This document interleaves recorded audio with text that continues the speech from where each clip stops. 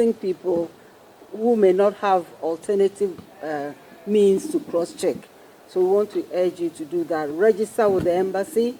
It's very, very important. We don't want to be in a situation where we don't know where people are, and just to be called because there's a trouble, or there's some trouble somewhere, there's a problem, and you don't know where to go. So that kind of registration is important.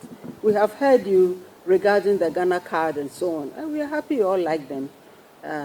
We'll do what we need to do to ensure that you get your Ghana cards too. And they are used according to the regulations of this country, and not necessarily our regulations. But they are very, very important sources of identification. So we urge you to look at them. What we are doing at home now is we recognize, every country just move forward. Okay? Yes, the past wasn't good, or the past was good, or whatever, but you are here. So what are you doing? What we are doing is to ensure that we are moving the country forward. Facilities. And more importantly, even food. We live in the tropics. We live in the best part of the world, I think, living in the tropics. There's hardly anything that doesn't grow in the tropics. So why can't you grow your food? So we are trying to look at the basics, ensuring that we are putting a halt, if not a big, big break on the exportation of raw materials. We are trying to find ways in which you can process the raw materials, because that is where you get a lot of wealth. That is where the value rises. If it's all about exporting, then you are not going to get a lot of benefits of what you need. And the analogy I use is that, okay, so let's say you harvest your cocoa and you export it into another place. But between your harvesting the cocoa and exporting, there are some jobs you have created. But imagine if we were to process the cocoa and add value. So then what happens to your children? They are falling into the Mediterranean, trying to cross to get jobs you could have created at home. It's not an amusing story. Nobody looks forward to hearing those tragedies. But part of it, we want people to migrate because they want to, not because they are being pushed out or that they don't have choices.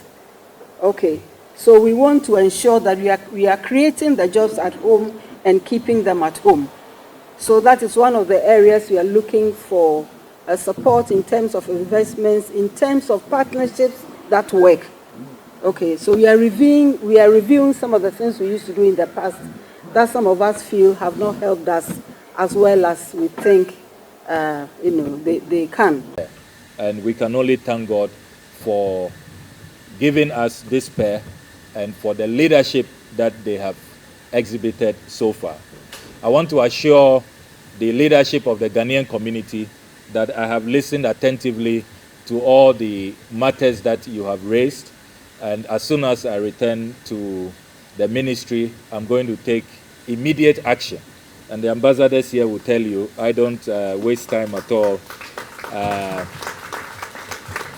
The last time we were in Nigeria, the Ghanaian community made similar requests. You may want to check from our compatriots in Nigeria. We have promptly addressed all those matters they raised. They asked for a machine that can print the Ghana card, and we delivered that. They asked for enhanced consular services so that they can secure Ghana passports under 15 days.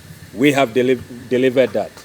So if you check with your compatriots in Nigeria, you notice that we are a promise-fulfilling government. And anytime we come and engage you, interact with you, and you tell us what you desire, what you want us to do, we promptly deliver.